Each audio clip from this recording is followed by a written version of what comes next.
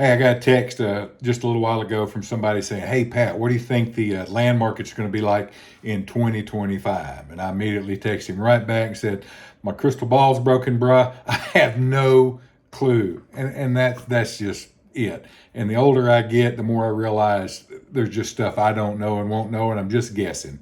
But I do have an opinion about three things, and I'll give them to you real quick. Number one, I think interest rates are still going to keep things a little slower and quieter than we'd all want them. I mean, interest rates are high right now. They've been high for a number of months, and I don't see them going down any next year.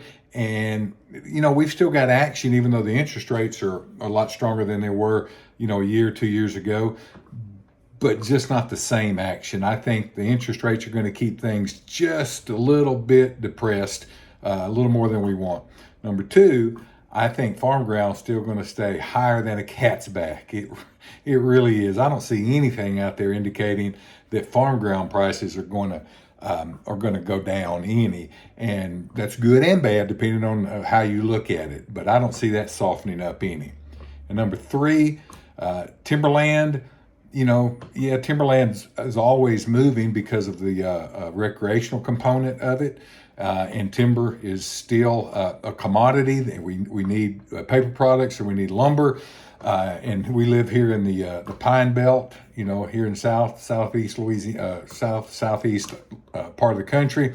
So timberland's always going to be a thing, but timber prices, I think, are just going to, kind of keep along that rolling flat line. They're always a little up, always a little down, always a little up, always a little down, depending on the season, depending on certain types of products that are in demand in certain regions.